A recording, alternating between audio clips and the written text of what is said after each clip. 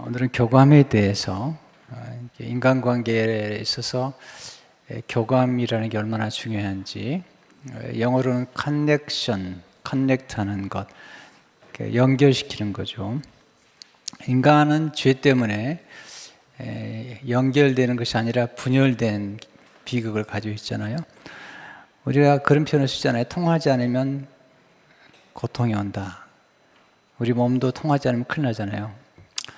통하면 유쾌해지고 또 즐거움이 오는 것을 보게 됩니다.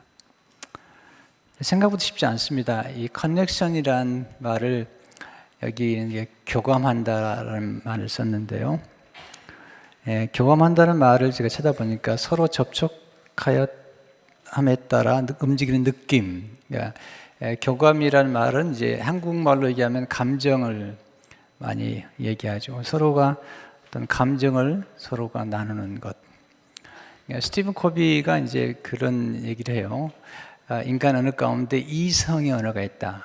그러니까 우리 머리로 깨닫는 언어, 논리 언어죠. 우리가 이성으로 또 지성으로 논리적으로 서로 대화를 나누는 건 굉장히 중요하죠. 우리가 살아가면서 논리라는 게 중요하니까요. 근데 서로 교감을 잘 나누기 위해서는 이성의 언어나 논리 언어보다도 감정의 언어, 정서적인 언어가 더 중요하다는 거예요. 사람들을 움직일 때 사람들을 움직이는 가장 커다란 힘은 생각보다 논리가 아니에요. 머리가 움직여서 움직이는 게 아니고 이 감정이 움직일 때 변화가 일어나거든요. 근데 우리는 이제 이성적인 논리만 가지고 살아가는데 생각보다 감정의 언어나 또 정서적인 언어를 배우지 못했어요. 그리고 그런 언어를 통해서 사람들 간에 서로 교류하고 대화하는 법을 별로 익히지 못한 거죠. 생각보다 우리가 나이가 들어가지만 모르는 게 많다는 것을 많이 배우게 되죠. 그래서 오늘 사실 이 교감을 하고 서로 간에 이제 연결할 때 중요한 것은 결국은 사람을 얻어야 되잖아요. 사람을 얻고 사람을 키우고 또 사람을 남기고 그러기 위해서는 어떻게 다른 사람과 함께 공감대를 형성할 수 있겠는가. 교감한다는 말은 다른 말로 얘기하면 공감을 갖는 거거든요. 공감하다. 그러니까 사람들과 관계를 잘 맞으려면 공감하는 능력이 있어야 되죠. 사람들은 상대방이 내 감정을 이해해 줄 때 굉장히 감동을 하게 되죠. 상대방이 내 감정을 이해만 해줘도 굉장히 우리는 마음이 열리는 것들을 많이 경험하게 되죠. 오늘 마태복음 7장 12절을 보게 되면 그러므로 무엇인지 남에게 대접을 받고자 하는 대로 너희도 남을 대접하라. 이것이 율법이요 선지자니라. 이 말씀 굉장히 중요해요. 이 말씀을 골든 룰이라고 그러죠. 황금률이라고 그러는데 인간관계에 있어서 가장 중요한 원칙이죠. 이 말씀의 핵심은 뭐냐면 우리 자신이 다른 사람에게 대접을 받고 싶은 대로 다른 사람을 대접하라는 거죠. 이게 이제 지난 시간에 우리가 공부한 것처럼 먼저 다른 사람을 움직이기 전에 자기 자신을 움직여 봐야 된다는 거죠. 다른 사람에게 감동을 주기 전에 자기 자신에게 감동을 줘야 되고요. 다른 사람을 잘 대접하려면 먼저 내가 어떤 대접을 받고 싶은지를 생각해 봐야 돼요. 스스로가 생각해 봐야 돼요. 그러니까 우리는 때로 자기 자신에 대한 깊은 성찰이나 자기 자신에 대한 감정이나 내가 정말 원하는 게 뭔지를 잘 몰라요. 내가 정말 원하는 게 뭔지를 알면 다른 사람에게도 그렇게 대할 수가 있어요. 이게 이제 공감하는 능력이거든요. 제가 좀 기록을 해봤어요. 이제 제가 사람들에게 이런 대접을 받고 싶다라는 것을 몇 가지 메모해 봤는데요. 뭐 기록해도 좋고요. 반복되는 거니까요. 존중받고 싶어요. 사람에게 존중을 받고 싶다. 또 하나는 이해받고 싶어요. 이해받고 싶다. 오해가 아니라 이해를 받고 싶다. 네. 멸시받기보다는 존중받고 싶다. 또 하나는 용서받고 싶어요. 우리가 다 완벽하지 않기 때문에 용서를 받아야 돼요. 용서를 베풀 뿐만 아니라 우리도 용서를 받아야 되죠. 또 하나는 가치를 인정받고 싶어요. 소중하다는 가치를 인정받고 싶어요. 또 하나는 잠재력, 내 안에 있는 잠재력을 인정받고 싶어요. 그리고 가능성, 지금 부족해도 또는 옛날에 부족했지만 사람들이 저를 믿어주고 하나님 믿어줬기 때문에 변화가 일어났는데 어떤 가능성을 인정받고 싶죠. 지금 우리가 아이들을 키우잖아요. 아이들은 아직은 본인의 그 가능성이 잠재되어 있지 아직 드러나지 않았거든요. 근데 지금 아이의 현실로만 보고 자꾸 평가를 하게 되면 어려운 거거든요. 그러니까 잠재력을 보고 앞으로 변화될 모습을 미리 보고 이제 공감을 형성할 수가 있는 거거든요. 또한 칭찬 듣고 싶어요. 물론 칭찬에 중독되면 안 되지만 칭찬 듣고 싶어요. 잘한 것을 잘했다고 말해주는 사람이 좋은 것 같아요. 또 하나 사랑받고 싶어요. 우리 인간은 다 사랑받고 싶은 욕망이 있잖아요. 또 신뢰를 받고 싶어요. 우리에게는 이런 기본적인 그 욕구들이 있죠. 또는 뭐 자기 자신을 이제 개발하거나 또는 성장하는 게 좋은 것 같아요. 그러니까 이제 제가 이런 기본적인 관점을 가지고 이제 만나는 분들을 늘 대화하려고 노력을 하죠. 물론 이제 지금도 부족하지만 기본적으로 내가 정말 뭘 원하는 것을 생각해 보면 그런 부분들 같아요. 이제 그런 데서부터 우리 이제 어떤 교감이라는 게 형성되고요. 뭐 어린아이 하나도 제가 봤을 때는 함부로 대하거나 함부로 말하는 걸 좋아하는 걸 본 적이 없어요. 존귀 여겨주고 또 존댓말을 해주고 이런 걸 좋아하는 것 같아요. 우리는 우리 자신은 굉장히 존경받고 싶으면서도 다른 사람을 존경하려고 하지 않을 때가 많아요. 그게 모순이죠. 우리는 굉장히 존중받고 싶고 존경하는 말을 쓰면 좋아하죠. 또 호칭도 어떤 권사님, 집사님 이렇게 표현하는 거 좋아하잖아요. 근데 무슨 집사이라 봐? 그럼 너무 싫죠. 그걸 좋아하는 사람 누가 있어요? 네. 그러니까 우리는 스스로가 존경을 받고 싶으면서 다른 사람이 함부로 대한다는 것은 이게 이제 우리 인간이 가진 모순이죠. 누구나 다 존경받고 싶잖아요. 아이들을 또 만나보세요. 아이들이 얼마나 자기를 누가 좋아하고 자기를 얼마나 존귀 여기는지를 너무 잘 알죠. 네. 그러니까 항상 우리는 스스로가 어떤 대접을 받고 싶은지를 먼저 생각하고 그리고 다른 사람들에게 내가 대접받고 싶은 대로 접근하게 되면 우리 가운데 이제 공감대를 형성할 수 있다는 것이죠.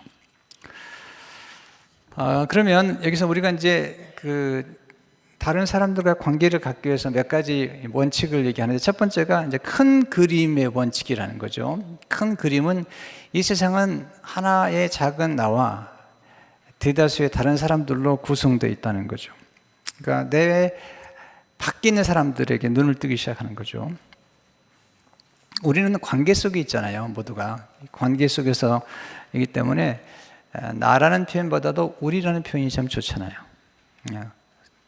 한국 사람도 우리라는 표현 많이 쓰는데 우리라는 표현이 굉장히 좋죠. 왜냐하면 우리는 이제 공동체를 형성하기 때문에 그런 것이죠.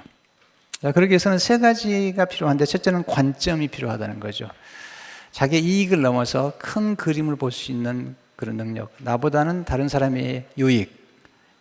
각각 자기 일을 돌볼 뿐더러 각각 다른 사람의 일을 돌보아 나의 기쁨을 충만하게 하라. 빌보에서 나오잖아요. 그러니까 각각 자기 일을 돌볼 뿐더러 각각 다른 사람들의 일을 돌아봐. 그러니까 좀 더 큰 그림을 통해서 나보다는 공동체, 나보다는 가족, 또 나보다는 상대방 이런 이제 눈을 뜨는 거예요. 두 번째는 성숙함이죠. 성숙함. 경험이나 지혜나 이타심과 함께 오는 안정된 상태. 성숙함이 반드시 미숙한 거잖아요. 미숙한 게 특징은 자기밖에 모르는 거죠. 항상 성숙함이라는 것은 남을 생각하고 그리고 남을 배려하는 것. 이게 성숙함이죠. 이런 게 그죠.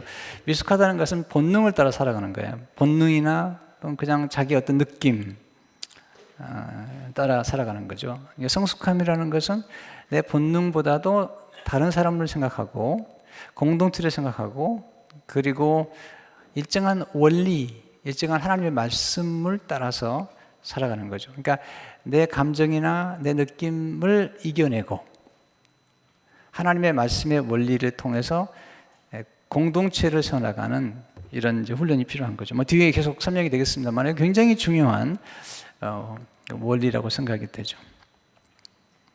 특별히 우리가 살다 보면 다 이기적이기 때문에 생각보다 미숙할 때가 많죠. 우리 교회는 비교적 성숙한 교회라고 생각이 돼요. 진짜로 제가 경험해 보지만 그런 면에서 이제 그 큰 그림을 보는 데는 이제 성숙한 태도가 필요한 거예요. 세 번째 책임감이죠. 책임감. 개인 행복과 또 맡은 일과 또는 공동체를 돌보려는 마음. 이 책임감 자기 역할에 충실하는 거거든요. 제가 이제 행복한 결혼 생활하는 분들을 보게 되면 남편과 아내가 둘 다 어떤 역할에 대한 책임을 지는 사람들이 행복해요. 그런 책임을 져야 돼요. 아내는 아내의 역할로서의 책임이 있고요. 남편은 남편으로서의 역할에 대한 책임을 져야 되잖아요. 근데 어떤 분들은 전혀 책임을 지지 않아요. 네. 죄송하지만 남편으로서 역할을 안 하는 사람도 있어요. 돈도 안 벌어오고 그냥 배째라고 뭐 안 좋은 거죠. 건강한 게 아니죠. 남편으로서 최대한 역할을 해야죠. 노력이라도 해야죠. 네. 아내들이 원하는 건요, 뭐 돈을 당장 많이 벌어오는 얘기도 아니잖아요. 보여달라는 거예요. 아르바이트라도 하라는 거예요. 네. 정 안 되면 식당이라도 가보라는 거죠. 생각보다 우리는 그런 부분에 잘 하지 않을 때가 많잖아요. 또 아내도 아내로서 역할이 있잖아요. 집에서 할 수 있는 역할들을 아이들 돌보고 또 이제 젊은 엄마들은 또는 뭐 어떤 역할이 많이 있으니까 그런 역할들을 교회도 마찬가지예요. 어떤 교회는 계속 목회자들에게만 책임을 돌려요. 뭐 교회가 좀 안 보이던 목회자들 책임을 돌리고 또 뭐 이렇게 왜 이렇게 빠져나갔냐 그러고 그런 분이 계세요. 그러면 안 되는 거죠. 성도가 같이 책임을 가져요. 목회자는 목회자 역할이 있지만 성도는 성도 역할이 있는 거죠. 장로님들은 장로님 역할이 있는 거죠. 서로의 역할을 잘 감당하고 서로의 책임을 잘 감당한 교회가 건강한 교회잖아요. 책임을 지지 않은 공동체의 특징 먼저 블레임하는 거죠. 무조건 탓하는 거죠. 그게 이제 아담과 하와가 죄를 지면서 생긴 거예요. 당신 탓이라고. 나중에는 마귀 탓이고 뱀 탓이고 나중에는 하나님 당신 탓이라고. 왜 내한테 하와를 줘가지고 나를 괴롭히냐고. 이렇게 내가 언제 달라고 그랬냐고 말이지. 그러니까 그건 이제 건강한 게 아니죠. 책임을 지기 위해서 내가 어떤 노력을 기울이고 어떤 지식을 쌓느냐가 중요한 거죠. 좀 큰 그림을 자꾸 보려고 해야 돼요. 그리고 좋은 방법은 뭐냐면 여러분이 여행도 좋아요. 왜냐하면 이렇게 그 울타리 안에 살게 되면 전체를 못 봅니다. 제가 82년도에 이제 미국에 오는데요. 태평양을 건너오는 거죠. 와, 정말 세상이 크더군요. 저는 이제 그 중학교 때 제주도에 수학여행 가가지고 그 천지연 폭포를 보면서 감동했거든요. 천지연 폭포가 얼마나 멋있는지. 근데요, 나이아 가라를 보니까요, 가라더군요, 가라. 그럼 가가지고 그랜드 캐니언에 처음에 갔을 때, 와, 이 나라 대단한 나라다.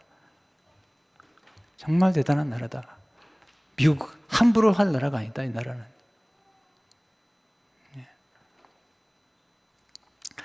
네, 지난번에 얘기했지만 그 미국에서 사는 분들이나 또는 외국에서 사는 분들이 한국에 와가지고 일기예보를 듣고 놀란다 했잖아요. 오늘 전국적으로 비가 내리겠습니다.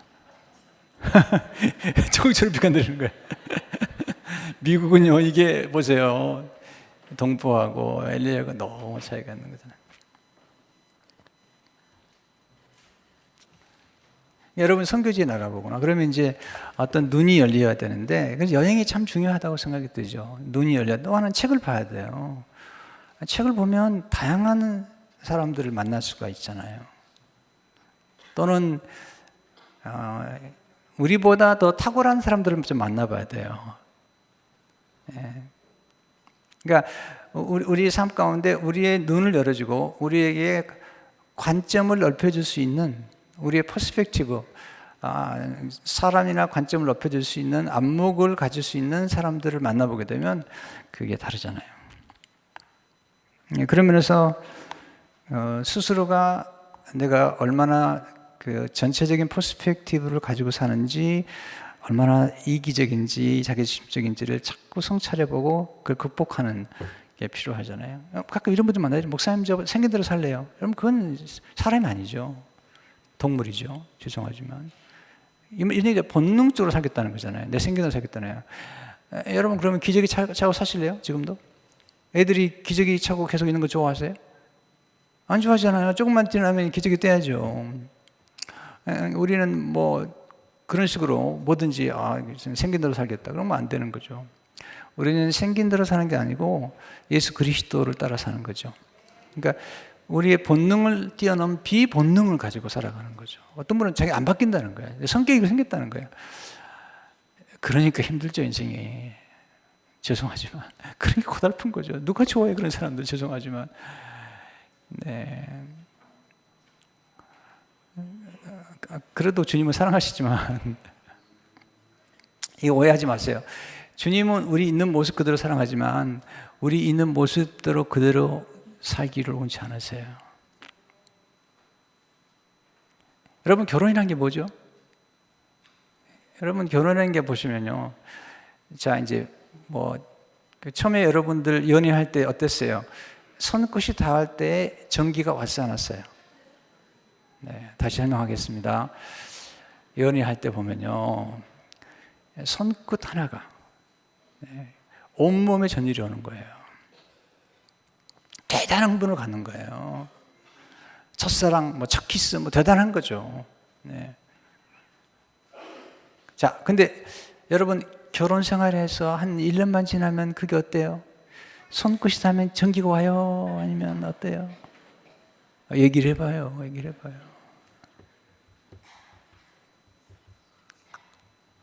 네. 자, 그런데 보세요. 그런데 그럼 결혼이라는 게 뭘까? 이런 거죠. 결혼이라는 게 뭘까? 결혼이라는 거 이런 거죠.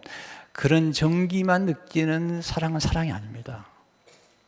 사랑이라는 것은요, 상대방을 상대방이 성장할 수 있도록 헌신하고 상대방이 성장하는 모습을 보면서 흥분할 수 있는 그 단계에 가야 되거든요. 이게 그러니까 연애할 때의 흥분과 연애할 때의 그 뜨거운 열정과 남편과 아내가 점점 변화돼 가는 정말 성숙해 가는 그 모습을 보면서 느끼는 와. 자, 보세요. 우리는 결혼을 이제 신랑과 신부의 관계를 보는데 예수님께서 신부된 우리를 위해서 어떻게 하시죠?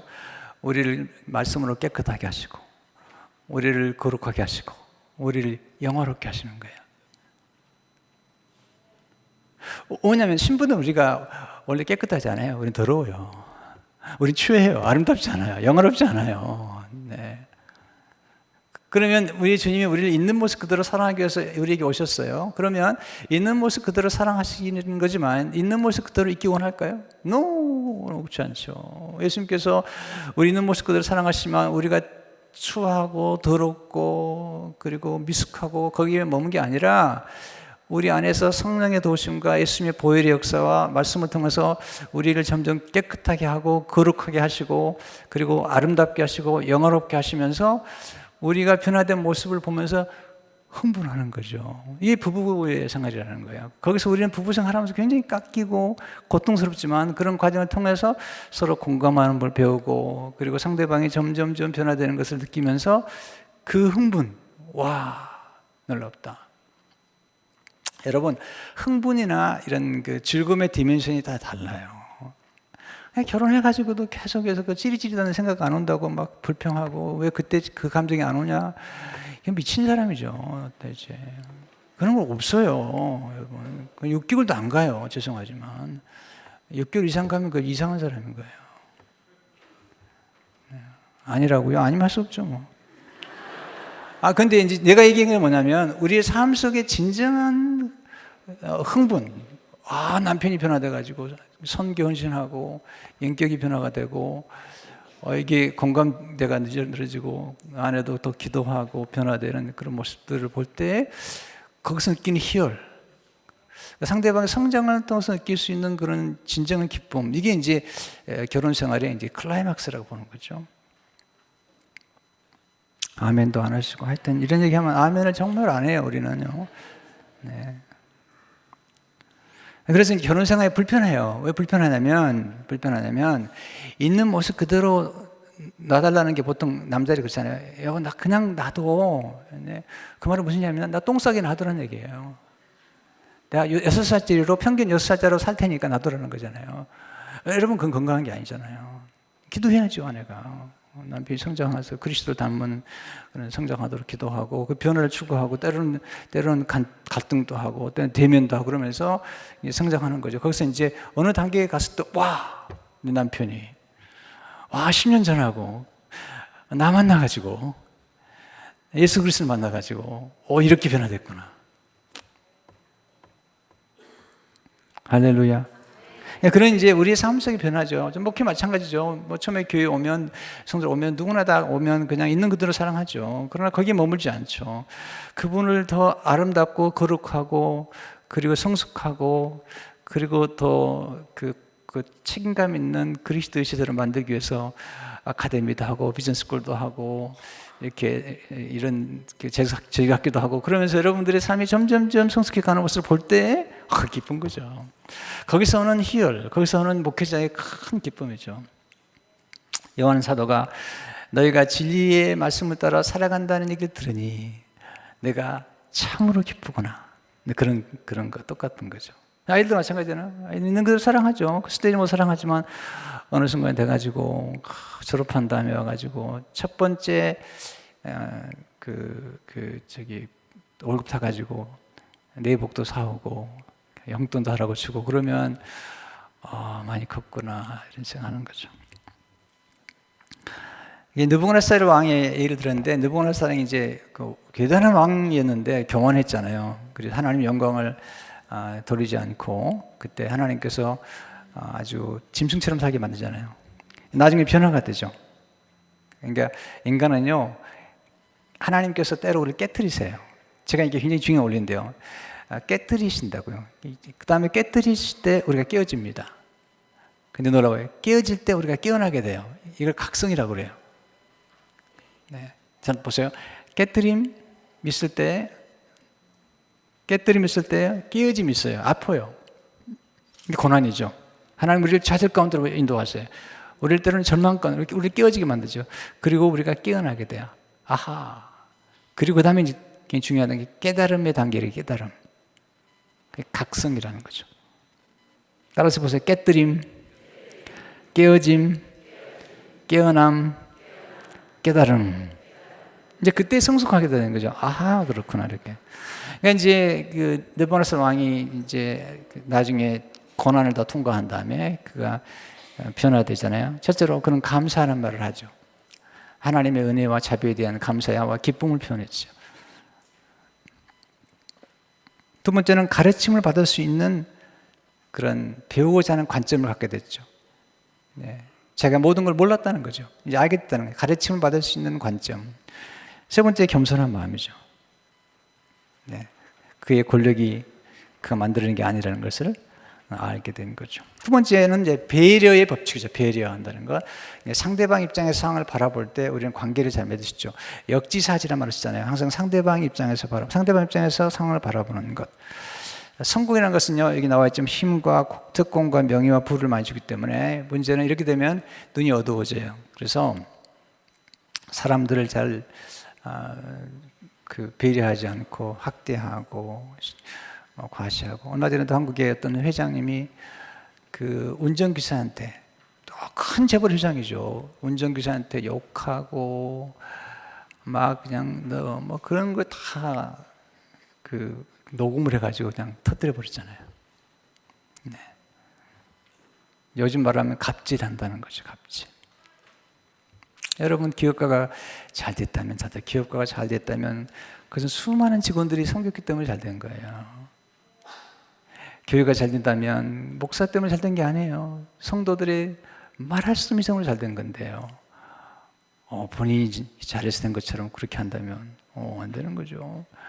우리 부목사님들과 선사님들이 같이 저하고 섬겼기 때문에 잘 되는 것이지, 그런 영광을 혼자 차지하다니요, 그건 어리석을 뿐만 아니라 말도 안 되는 거죠.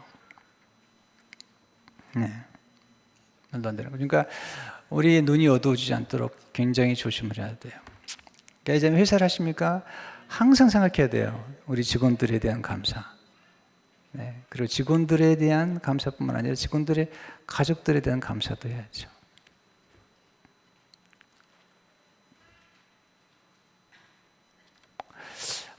지난 화요일이군요. 화요일인데 집사님 한 분이 잠깐 만나 뵀는데 사업을 하는 분이죠. 네, 참 굉장히 감동을 받았어요. 왜냐하면 목사님, 제가 사업을 하는데 가장 큰 책임은 내가 지금 데리고 있는 직원들이 꽤 많은데 내 마음대로 사업을 그만둘 수 없습니다. 어떻게 그들의 삶의 터전을 내가 스스로 무너뜨릴 수 있습니까? 네, 저는 그런 책임감을 가진 그런 우리 교회 집사님이나 또는 사업하는 분 있다는 게 너무 감사했어요. 그 정도는 돼야죠.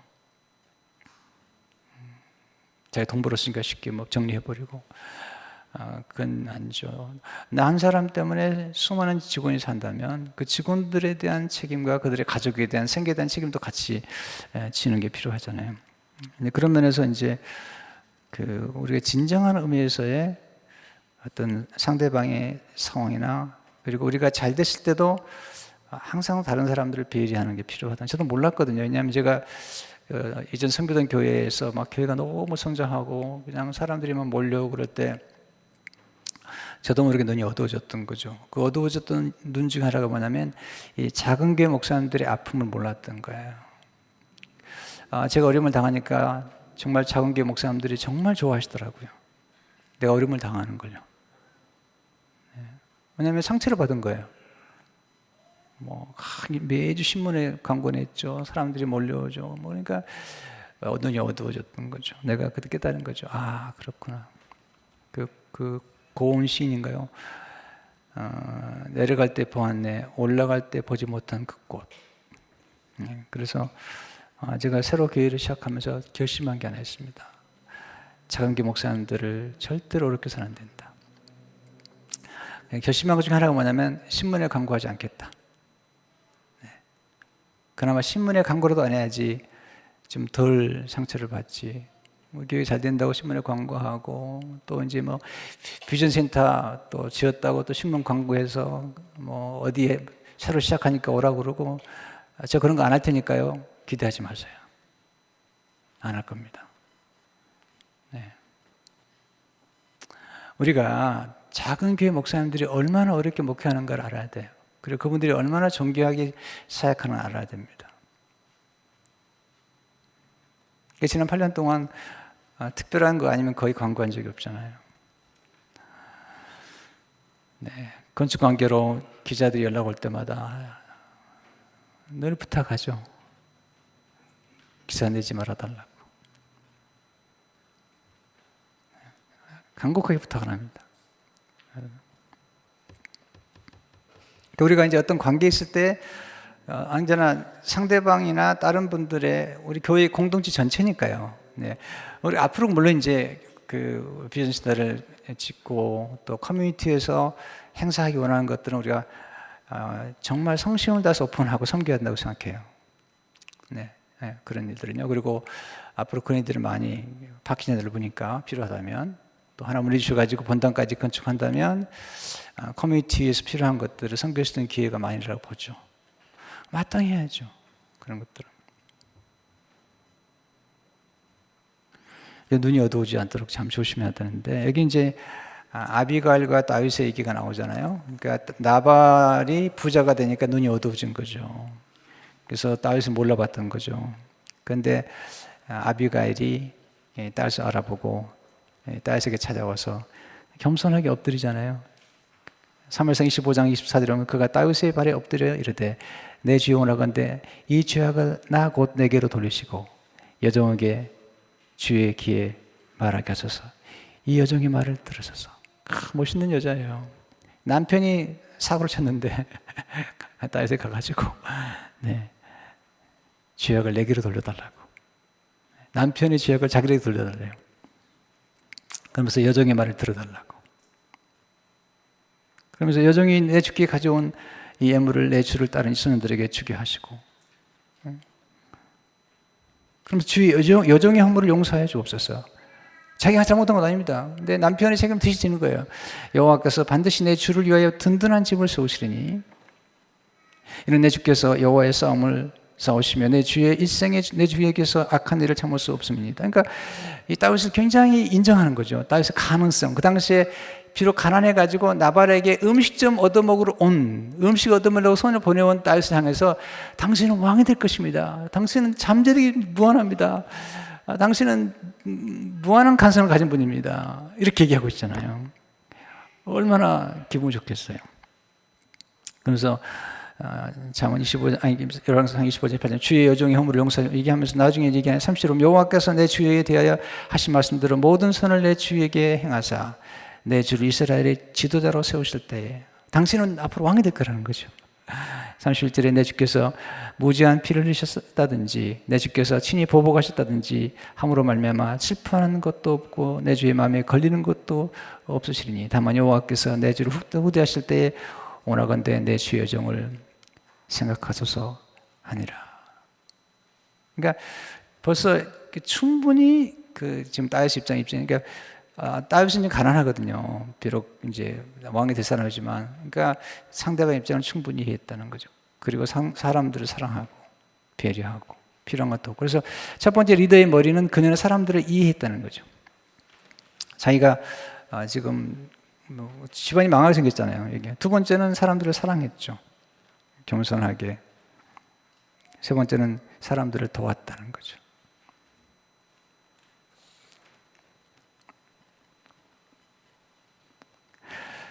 얼마나 이제 다윗이 기뻤는지 아비가일한테 또 내 지혜를 칭찬할지며 또 내게 복이 있을지어다. 이게 이제 칭찬해 주는 것을 보거든요. 그러니까 항상 배려하는 그런 지혜가 필요하죠.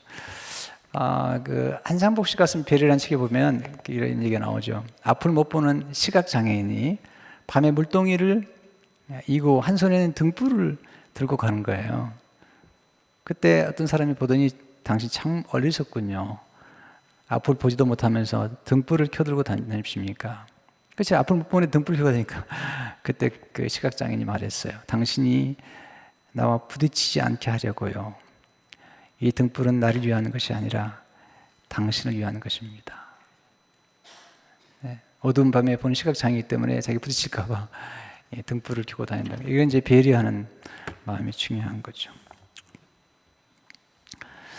배려 우리 신앙 법은 첫째 그들의 관점을 알기 위해서 당신의 입장을 떠나 그들의 입장이 되어보는 것이 중요하죠. 그들의 관점을 알기 위해서 상대방 입장에 가보는 거죠. 두 번째는 당신의 태도를 점검하는 거죠. 다른 사람에 대한 그런 태도를 내가 점검해 보는 거죠. 세 번째, 다른 사람들께 당신 같은 상황이라면 무엇을 할지 물어보라는 거죠. 지금 저 같은 상황이면 어떻게 하시면 좋겠어요? 이렇게 물어보죠.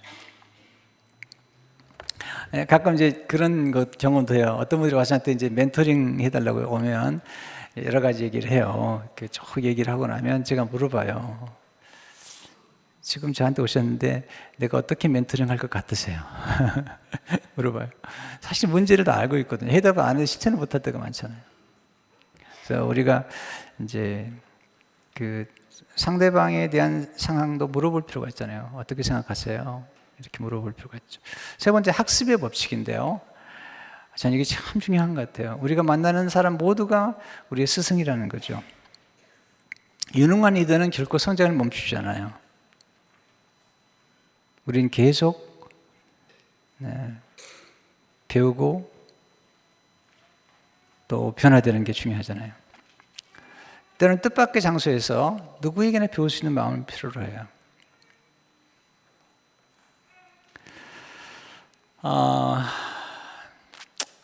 이런 자세를 갖는 게 참 어려워요, 사실은요. 근데 이런 자세를 갖는 것도 배웠어요. 제가 84년도에 이동훈 목사님을 배웠어요. 이동훈 목사님 편지를 보냈습니다. 목사님, 제가 목사님께 배우고 싶어요. 제가 28이에요, 그 당시에. 근데 이동훈 목사님은 젊은 나이부터 아주 탁월한 설교자로 알려져 있었어요. 그래서 제가 이제 편지를 보냈어요. 목사님, 제게 좀 저를 좀 가르쳐 주세요. 그랬더니 편지가 왔어요. 그 당시 이메일이 없을 때니까 편지가 왔어요. 이렇게 편지가 왔어요. 목사님, 저도 만나서 같이 배우고 싶어요. 너무 충격적이었어요. 좀 28에 이제 막 목상안수를 받은 때인데 이미 한국에서 아주 유명하고 탁월한 목회자로 인정받은 목사님이 저도 좀 배우고 싶어요. 근데 또 한 번 그런 경험을 했어요. 손희식 목사님, 그 목사님을 이제 이번 로고스교에서 목회할 텐데 모셔왔어요. 목회 없으면서 이제 연락을 드렸죠. 목사님, 배우고 싶어요. 목사님도 답신이 왔어요. 저도 같이 배우고 싶어요. 근데 이런 자세들이 탁월한 목회자들을 만날 때마다 경험하는 거죠. 지금은 이제 미국에 있는 탁월한 목사님들을 보면 빌 하이베스 목사님들은 지금 20대 목회자들을 주로 만나요. 그들과 만나서 대화하는데 만나는 이유가 뭐냐면 그들에게서 배우기 위해서. 이걸 역 멘토리라고 그래요. 왜냐하면 지금 젊은 세대를 모르면 앞으로 미래가 없기 때문에 그래요. 제가 이제 가정학습 사역단의 목회자들과 함께 한 달에 한 번씩 만나서 같이 교제해요. 이유는 뭐냐면 제가 티칭하는 게 아니에요. 그분들이 어떻게 나누는가 들어보고요. 그분들이 어떻게 생각하는가 들어보고 싶은 거예요. 왜냐하면 굉장히 중요하거든요. 20대. 네. 또 저도 이제 요즘 우리 목사님들 가운데 30대 이제 중반에 재작년인가요? 벌써 1년 됐죠. 우리 이제 한정희 목사님과 김미성 목사님이 이제 오셨잖아요. 젊은 그 목회자 오니까 확 느낌이 달라지죠. 저도 많이 배우게 되고 이번에 또 우리 박상희 목사님 오셨는데 느낌이 확 다르죠. 이렇게 어른들에게서는 아주 먼숙한 지혜를 배워야 되고요. 젊은 사람들에게는 굉장히 빨라요. 속도가 굉장히 빠르거든요. 배워야 되잖아요. 여러분, 배우려는 자세를 가진 어른들을 정말 존경합니다. 네, 정말 존경합니다. 많이 배우셔야 됩니다. 누구에게나 배워야 됩니다. 겸손하게 배워야 됩니다. 고난을 통해서도 배워야 됩니다. 그러면은 많은 걸 느낄 수가 있죠. 때로는요, 아주 생각지 않은 장소에서 배울 수가 있어요. 제가 사실은 이제 지도력에 대해서 많이 관심이 있었는데, 미국에서 얼마 안 된 때인데, 어떤 세미나에 갔는데, 세미나가 가봤더니 아주 초라한 세미나였어요. 네. 많은 걸 기대하고, 뭐, 가면 영어를 뭐, 빨리 깨우치게 해준다고, 뭐, 이런 세미나인데, 이제 갔어요. 뭐 영어 좀 하고 싶어가지고. 근데 딱 갔는데, 이제 리더십에 관한 어떤 분이 이렇게 세미나를 하는데, 거기서 딱 한 센텐스가 저에게는 평생 동안 도움이 됐어요. 한 센텐스가. 그게 뭐냐면요, 이런 거예요. 거기서 배운 거예요. 수많은 리더십 책을 읽었지만, 그 문장은 제가 거기서 배웠어요. 이런 거죠. 지도자란, 지적 자원, 과업을 성취하기 위해서, 지도자는 주어진 과업을 성취하기 위해서 지적 자원과 인적 자원과 물질적 자원과 영적 자원을 동원해서 과업을 성취하는 사람이다. 대단한 분이 아니었어요. 대단한 분이 아니었어요. 그리고 대단한 세미나도 아니었어요. 근데 그래서 배웠어요. 근데 놀라운 걸 경험한 거예요. 또 하나 내가 배웠던 건 뭐냐면, 존 맥스웰 목사님, 지금 이 원교재를, 책을 쓰신 분도 존 맥스웰, 제일 목사님이, 그 리더십 연구소를 한 게 아니고, 샌디에고에서 한 20여 년 전에, 20년도 훨씬 전이죠. 전에 스카이라인 웨슬리안 처치에서 목회를 하실 때 있었어요. 그때 세미나가 있어서 그때 저랑 같이 사귀었던 부목사님과 함께 세미나에 참석했어요. 여기 굉장히 감동을 받았어요. 그분의 강의에서만 감동을 받은 게 아니라 사실은 그분이 같이 동역하는 부목사님들에게 강의를 맡기고, 그리고 부목사님들이 책을 쓰고,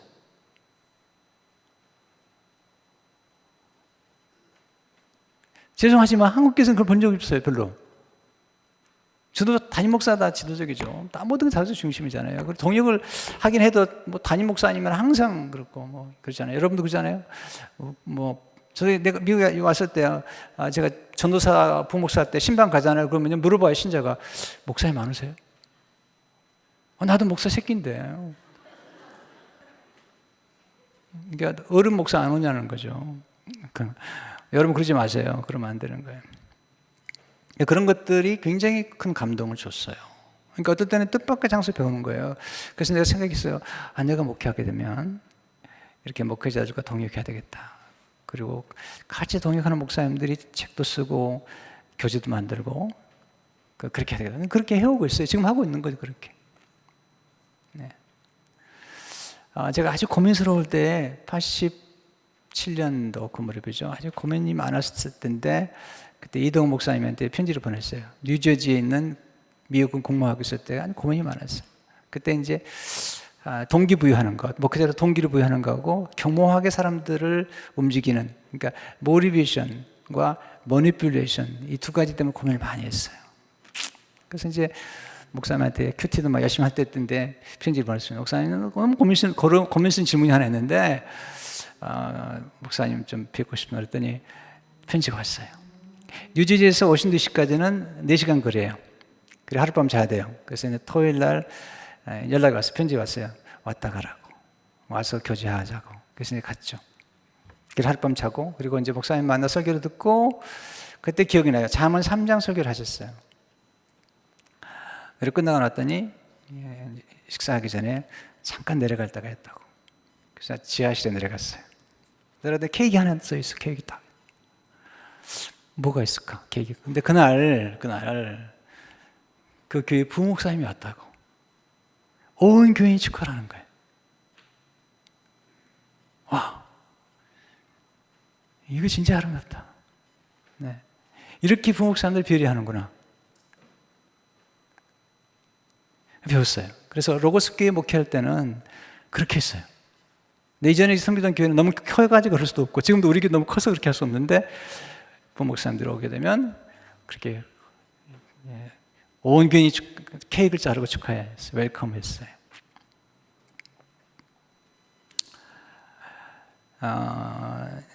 제가 아는 목사님이 이제 이동현 목사님 섬기는 교회에 이제 그 면접을 하러 갔어요. 면접을. 근데 큰 충격을 받았어요. 감동을 받았어요. 역시 이동 목사입니다. 이제 가서 인터뷰를 하러 갔는데 이동 목사님은 이제 그 목사님 알죠. 이제 제가 같이 있던 동행에 있던 목사님이니까 그때 목사님하고 인터뷰하는데 며칠 있었어요. 2, 3일가 있었는데 그 교회 수양관에 있었어요. 게스트룸에 있었어요. 인터뷰를 쭉 하는데 매일 지금 침례교회 이제 장로님이 있지만 옛날에는 이제 안수집사님들이 주로 한데 가장 어른되는 그러니까 지금 우리 교회로 말하면 서기 장로님 같은 분이 매일 찾아오는 거예요. 그래서 불편한 건 없냐고, 괜찮으신 거냐고. 그리고 인터뷰를 끝나더니 물어보는 거예요. 얼마가 필요하시냐고 생활하시는데. 와, 너무 감동이 됐어요. 이렇게 사람을 기여기는 분이구나, 이동 목사님이. 이렇게 동역자들이 기여기는 분이구나. 우리 얼마 줄 게가 아니라 얼마가 필요하시냐고.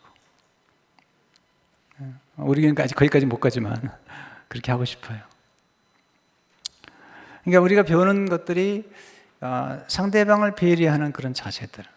저는 그래서 우리 부목사님들이나 전사님들이 목사 안수 받으면 정말 축제를 하고 싶은 거예요. 축제를 해봤어요, 정말로. 왜냐하면 물론 이제 옛날 얘기해서 죄송한데요. 제가 목사 안수 받을 때도 물론 제가 성비동 교회에서 부축 사랑을 받았지만 좀 그런 느낌 못 받았거든요. 이건 목회자 하나를 만들어낸다는 것은 온 교회가 축제를 해야 될 일이거든요. 왜냐하면 목회자 한 사람은 최소한도 4교회, 5교회를 거쳐서 섬기기 때문에 얼마나 중요한지 모르잖아요. 그래서 저는 지금 저에게 우리 박사님 목사 오셨는데 우리 부목사님들에게 우리 교회 지금 전체 상황을 다 이렇게 서로 시야하도록, 그러니까 목사 한 분이 1시간씩 붙잡고 우리 교회가 교육부는 교육부대로 이렇게 쭉 설명을 합니다. 교회에서. 새로운 목사님 오면 그렇게 하는 거예요. 그냥 일만 시키는 게 아니고 지금은 이제 무슨 놀립니다. 이렇게 놀게 하고 탁구도 치고 밥도 먹고 오자마자 탁구 치고 그러는 거예요. 왜냐하면 이렇게 함으로써 이제 각 부서를 전체를 숙지하게 만드는 거죠. 우리 게 좋은 교회죠? 네, 괜찮은 교회예요. 네. 네. 물어보죠. 늘 관심을 가지고 어떻게 앞으로 발전하실 거냐고. 네. 목회학 박사 공부를 언제 할 거냐고 물어보고. 그러니까 우리가 배우는 것을 관심을 가져야 되고요. 그다음에 항상 우리가 나이가 어리더라도 늘 배우는 게 필요해요. 내가 이제 그 장경치 교수님하고 늘 교제하는데 저보다 좀 젊으시지만 제가 정말 존경하는 제 멘토라고 생각해요. 이번에도 이제 하나님 아는 지식에 대한 설교를 하면서 그 목사님 책을 인용하고 제가 설교문을 보내드렸어요. 목사님 책을 인용했어요. 목사님. 그랬더니 연락이 왔어요. 내가 쓴 말보다는 토저의 말을 인용하시는데 그게 더 아름답군요. 그래서 이렇게 썼어요. 큰 나무와 높은 산과 깊은 바다, 그리고 자기 일에 꾸준하게 성실하게 살아가는 사람의 그 미래를 아무도 예측할 수 없습니다. 저는 칭찬해 주는 거예요. 잘 못 알아듣겠어요? 네, 자기 일에 성실하게 꾸준히 향하는 사람을 그 미래를 예측할 수 없다는 거죠. 이분이 저를 지금 몇십 년 동안 지켜본 거예요. 그러면서 저는 늘 배우죠. 그분에게. 나만 장군과 이제 뭐 여종의 얘기잖아요. 스토리가. 나만 장군은 이제 그 남에 걸렸는데 그 엘리사한테 가가지고 엘리사가 요단강에서 이제 7번 씻으라니까 막 화내잖아요. 내 생각에는 그가 내게로 나와서 그의 하나님 여호와 이름 부르고 그의 손을 내 부위에 흔들어 나병을 고칠까 하였도다. 이렇게 하는 거죠. 네. 그랬더니 이 여종이 기가 막힌 얘기를 하죠. 그 여종들이 나와서 말했대. 내 아버지요, 선지자가 당신에게 큰 일을 행하라 말하였다면 행하지 아니하시리까. 하며 당신의 이르기를 씻어 깨끗하게 하라는데 뭐가 어렵습니까? 그랬더니 이 나만 장군이 듣잖아요. 그리고요, 나만 장군의 부인 그 주모도 대단한 여자입니다. 왜냐하면 그 어린 여종의 말을 듣잖아요. 이게 훌륭한 거예요. 여기서 이제 그 나만 장군과 이제 나만 장군이 결국은 나만받게 된 비결은 첫째는 사람들을 귀하겠다는 거죠. 그가 사람들을 귀하게 여겼다는 거죠. 두 번째, 사람들의 특성과 장점을 알아내는 거죠. 세 번째, 질문을 통해서 이제 서로 배우고 그런 것을 경험하게 되죠.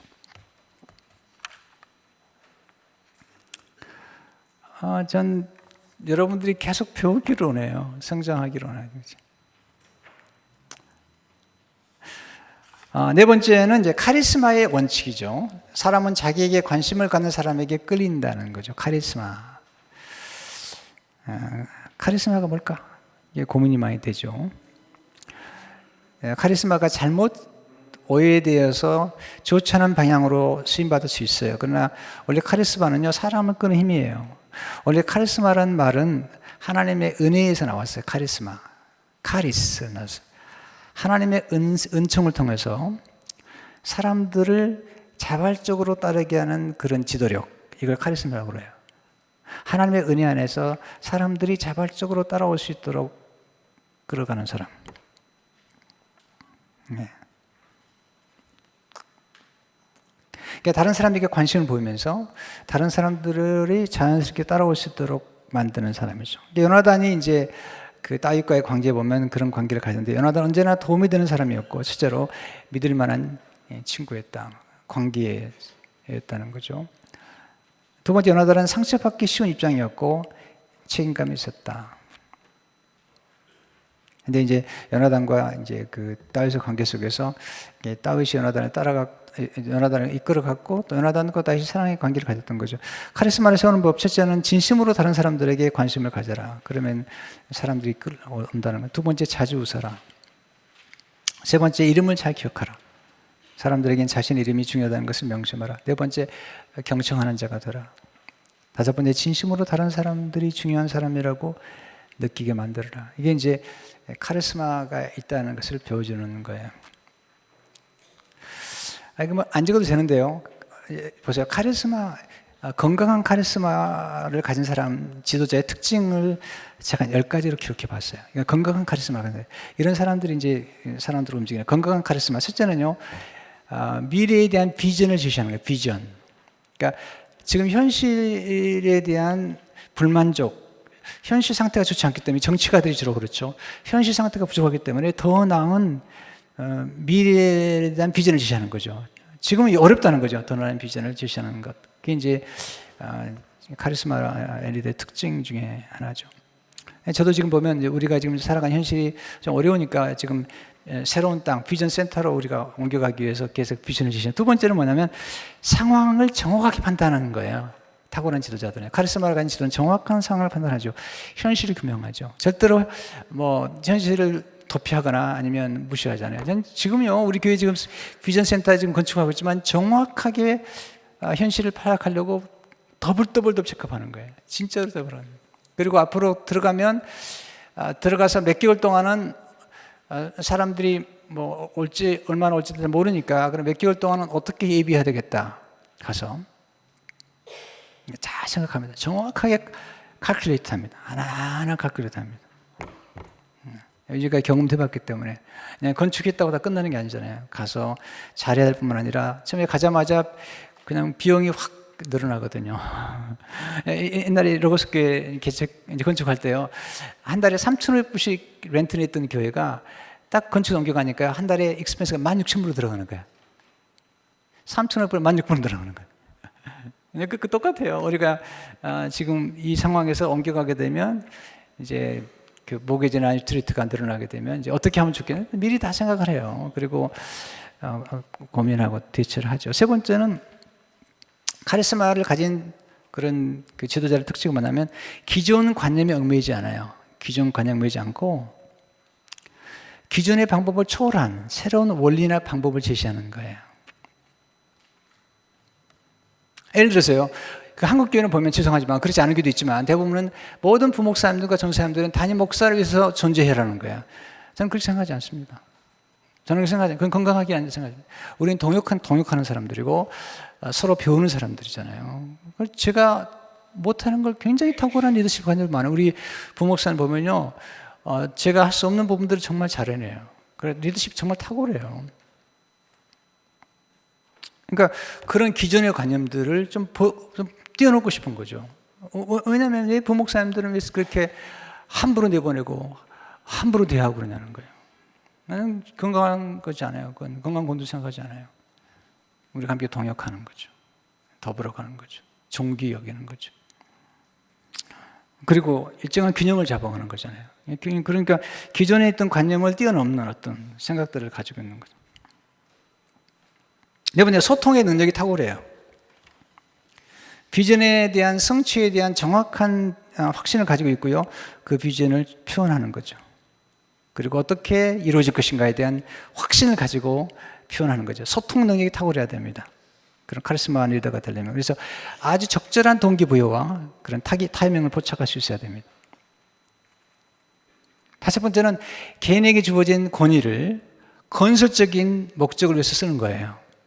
그러니까 권세나 권위가 나쁜 게 아니잖아요. 우리 교회도 보시면 장로님이 되시면 이제 중직을 맡게 되잖아요. 근데 그런 중직을 맡으신 다음에 아주 그것을 건설적으로 쓰는 분이 계세요.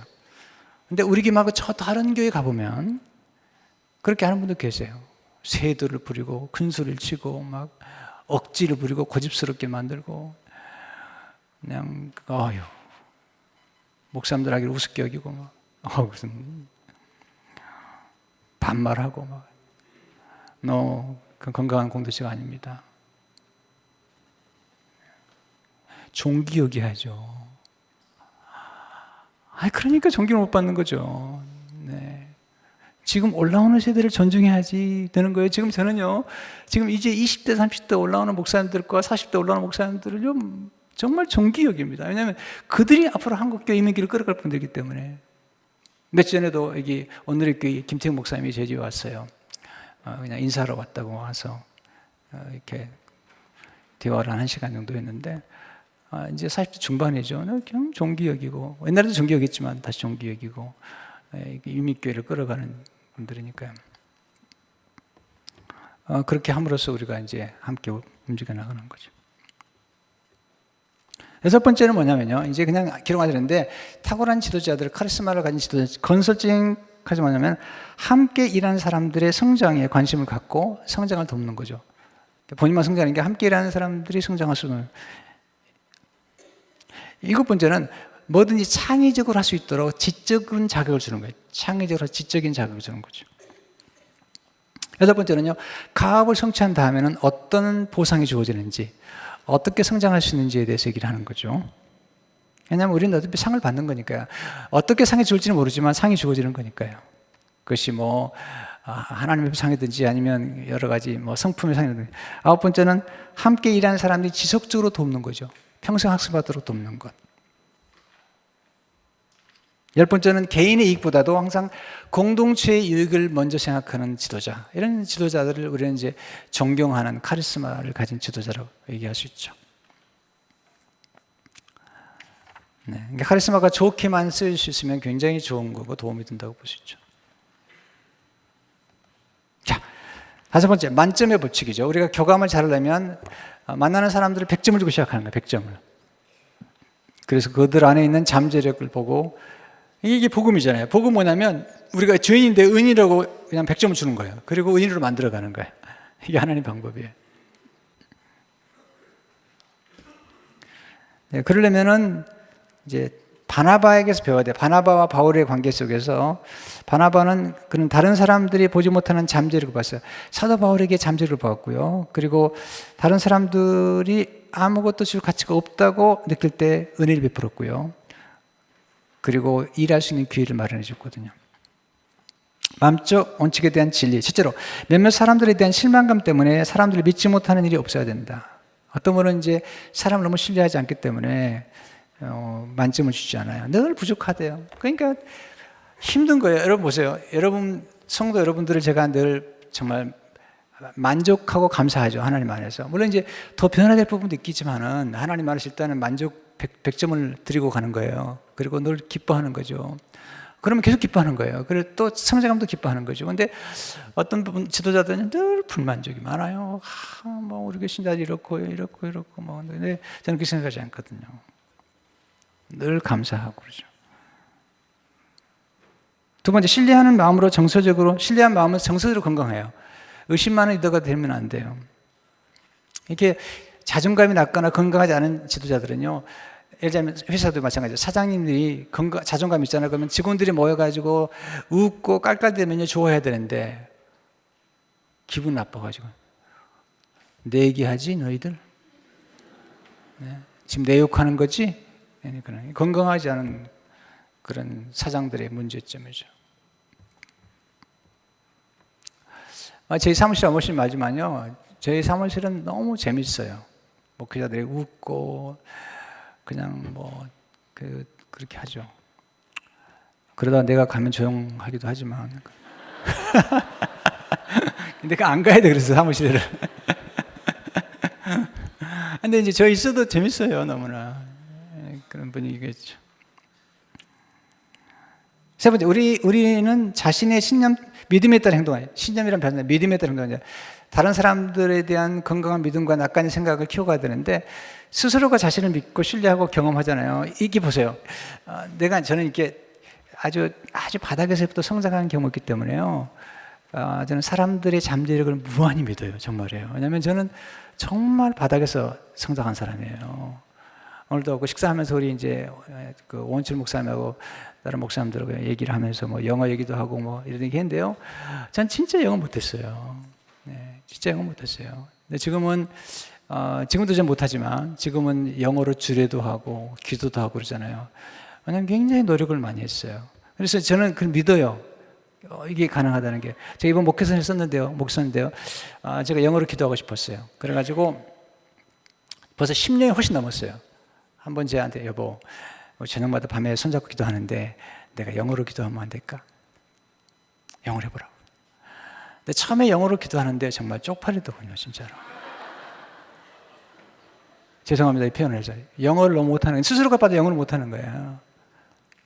제 아내는요, 한국에서 대학원 나왔죠. 한국이 그 당시 대학원 나기 힘들거든요. 그 당시 81년도에 대학원 나왔죠. 키스티에서 또 1년 일했죠. 그러니까 그 주위 사람들이 꽤 공부를 잘하는 사람이 많은데, 아이고, 나는 미국에 가가지고 토플을 쳤는데 점수가 안 나는 거야. 500점도 안 나온 거야. 아이고. 제 아내가 저를 보면서 속으로, 모르죠. 어떻게 생각했나. 안 물어봤어요, 내가. 이게 중요한 것들은 그런데요. 그런 창피함과 쪽팔림을 극복하고 계속 10여 년 하고 나니까요. 지금은 기도가 늘었어요. 지난주에도 로이라고 하는 일본 분인데요. 기도해달라고 기도해 주셨어요. 오늘도 맥스조, 우리 조동 입사님 아들이 지금 NI에서 공부하는데 이번에 베를린으로 공부하러 가, 베를린으로. 와서 인사하러 왔어요. 제가 교제하고 기도해 줬어요. 1시간 동안 영어로 얘기했어요. 진짜예요, 영어로 얘기했어요. 네. 기도해 줬어요. 기도해 주고. 그러니까 그게 뭐냐면 이게요, 진짜 놀라워요. 꾸준히 하는 게 정말 놀라운 거예요. 그런 것 때문에 저는 사람들의 가능성을 무한히 믿어요. 정말 무한히 믿어요. 가능하다고 생각해요.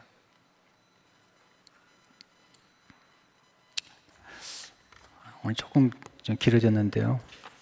조금만 더 합시다. 네. 한 5분만 더 해도 되죠? 네. 집 일찍 가면 뭐 해요? 네. 6번째, 대면의 법칙.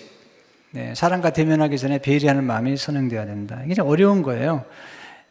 상대방이 잘못됐을 때 상대방의 잘못을 바로잡아주는 것.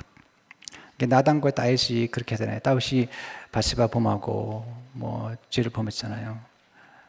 그때 이제 나단이 찾아가죠. 나단이 하나님 말씀에 귀를 기울였고요. 다윗이 상황을 알았죠. 그리고 객관적 시각으로 보고요. 근본 문제가 뭔가도 봤고요. 죄에 대해서 얘기를 하잖아요. 그래서 건강한 대면을 하는데 이게 정말 어려워요. 상대방이 잘못했을 때 우리 자녀들이나 또 서로 교인들이나 또는 우리 뭐 동역자들이 잘못됐을 때에 그것을 대면하는 건 참 어려워요. 여자분들 이거 아시죠? 남편들이 제일 싫어하고 제일 두려워하는 게 뭐냐면 아내가 대면하는 거예요. confrontation 하는 거예요. 여보 나 좀 봐. 그러면요 갑자기 살맛이 안 나요. 네. 무슨 말 하려나 겁이 벌쩍 나는 거예요. 남자는 조언하기 좋아하지 조언 받기 싫어합니다. 네. 네. 그런데다가 대면하자고 그러잖아요. 대면, confrontation 하자면 너무 힘들어요. 가끔 이제 주일날 밤에 제 아내가 보자고 그러면요. 여보, 내일 얘기합시다, 내일. 오늘은 내가 너무 피곤해가지고. 월요일날 얘기하자 그러면요. 내가 그러죠. 월요일날 쉬는 날인데. 내일 얘기합시다. 화요일은 수협역 앞에 있는데. 이렇게 이제 대면하는 게 힘든 거예요. 왜냐하면 사실은 그러면 성장하는 건데 이렇게 대면하는 게 힘든 거죠. 대면을 잘하는 건 어렵습니다. 근데 대면을 잘하려면 첫째로 그 사람에 대한 관심을 가지고 대면해야 되고요. 두 번째 이해하고 공감해주고 동의할 필요 없어요. 상대방이 하는 말을 들어보고 꼭 옳지 않아도 이해는 할 수 있잖아요. 세 번째는 어떤 행동 계획을 할지 함께 계획을 세우는 게 중요하죠. 그러니까 어떤 사람이 좀 잘못했어요. 좀 얘기를 해야 되겠어요. 아니면 또 서로 좀 관계가 어려워요. 갈등이 있어요. 그러면 이제 얘기를 또 어떻게 하면 좋을지. 제가 볼 때는 이렇게 중요한 건 첫째는 적합한 때를 찾아야 돼요. 아무 때나 하면 안 돼요. 가장 적합한 때, 나단이 적합한 때를 찾아요. 두 번째는 지혜로운 언어를 써야 돼요. 사랑의 언어. 그러니까 나단이 스토리 얘기하잖아요. 네, 비유나 언어. 그리고 이제 세 번째 잘 교감이 되면 과감하게 이제 도전하고 변화를 하는데 제일 중요한 것은 사랑하는 마음이에요. 사랑하는 마음 없으면 시작 안 해야 돼요. 저는 이제 어떤 분에게 이렇게 대면하거나 이렇게 바로잡을 때는요, 반드시 두 가지를 해요. 하나는 사랑하는 마음이 있는지, 두 번째는 내가 그 사람을 책임질지, 앞으로 책임지려고 하는 건지 생각해요. 제가 우리 부목사님들이나 전사님들을요, 잘 책망하지 않은 편이에요. 그런데 가끔 책망을 해요. 근데 책망할 때는 생각하죠. 내가 평생 책임져야 될 사람이다. 그래서 책망하는 거예요. 내 책망을 받는 사람은요, 행복한 사람이야. 왜냐면 내가 오늘 책망 안 하기 때문에.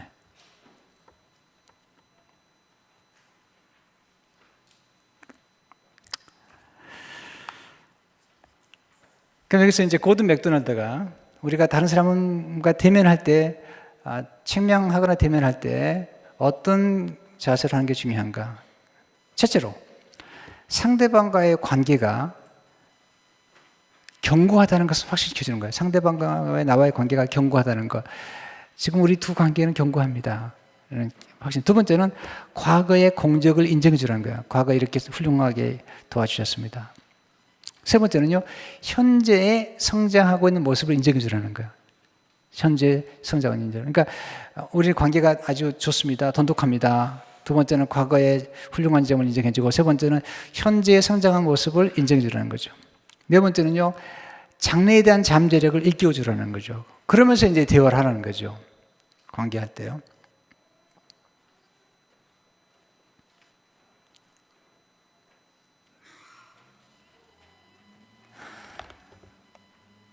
네. 그러니까 중요한 건 이제 이렇게 대면하거나 대화할 때 소통할 때 제일 중요한 것은 상대방의 언어를 익혀야 되고 경청을 자꾸 해야 되고요. 그리고 공감하는 훈련을 해야 돼요. 상대방의 내면의 생각이나 느낌을 읽어내야 돼요. 그리고 상대방의 언어를 써야 돼요. 여러분 그 반려견들을 잘 키우는 사람 보면요, 그 개가 사용하는 언어를 알아요. 공감어를 알아요. 놀라워요. 그래서 교감을 하는 거예요. 아이들을 잘 대하는 선생님들이나 또는 의사 선생님이나 이런 분들 보면요, 아이들의 언어를 알아요. 아이들하고 공감을 해, 이렇게. 그렇죠. 우리가 누군가를 하고 잘 교감을 하려면 항상 상대방의 언어가 무엇인지. 근데 언어가 중요한 것은 뭐냐면 이성적이고 논리적인 언어도 중요하지만 감성 언어, 정서적인 언어를 찾아내야 돼요.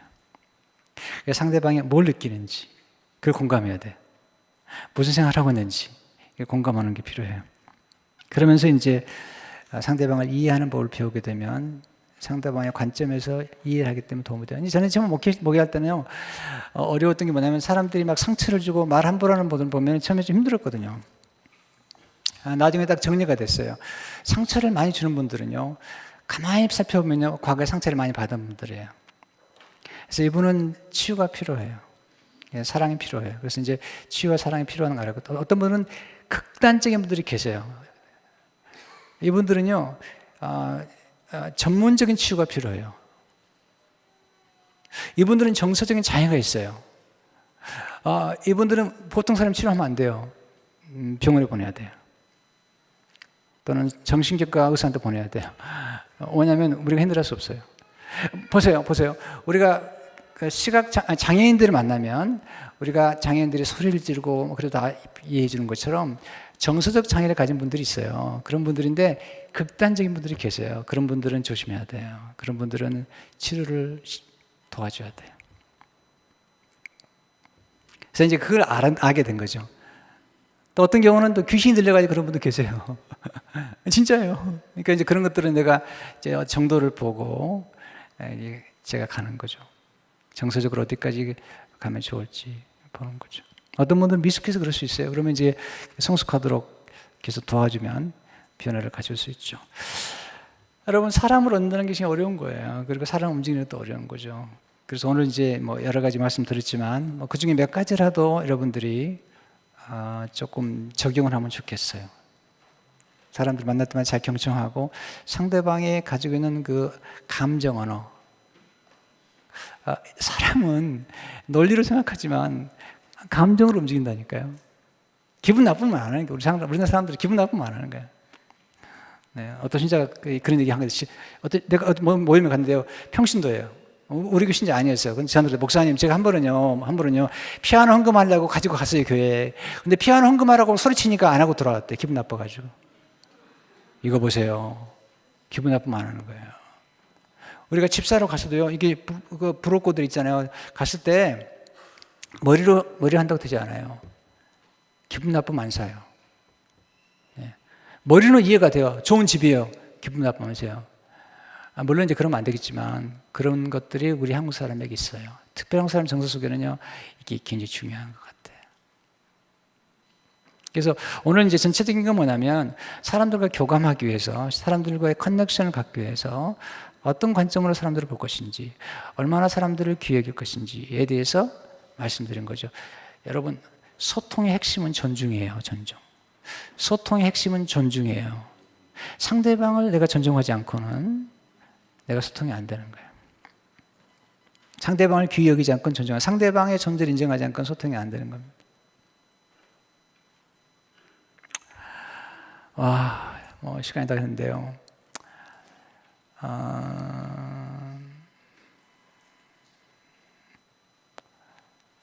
오늘 짧은 시간이지만 굉장히 많은 대화를 나눈 것 같아요. 그래서 저도 많이 고민을 해요. 나는 정말로 하나님 은총을 가진 그런 지도자로서 사람들을 건강하게 인도하고 있는지 저도 고민을 하게 돼요. 그리고 나는 얼마나 교감을 하고 있는지. 다만 이건 제가 약속드릴 수 있어요. 저는 지금도 성장하기 때문에 지금 부족하더라도 제가 나아지도록 노력하겠습니다. 여러분도 그렇게 하셔야 됩니다. 정말 건강한 공동체를 세워나가면 좋겠어요. 그래서 장로님들과 권사님들, 집사님들이 서로 존중하고, 여러분 보세요. 지금 장로님들 계시잖아요. 앞으로 지금 서리 집사님들이 나중에 장로님 되실 거란 말이죠. 그러면 서리 집사님들이 잘해야죠. 그리고 올라가야 될 거 아닙니까? 예. 그렇게 해야지 올라가고, 그렇게 사이클을 만들어 가자는 거죠. 네, 그렇게 해야지 또 올라오면서 변화가 될 거 아니겠어요.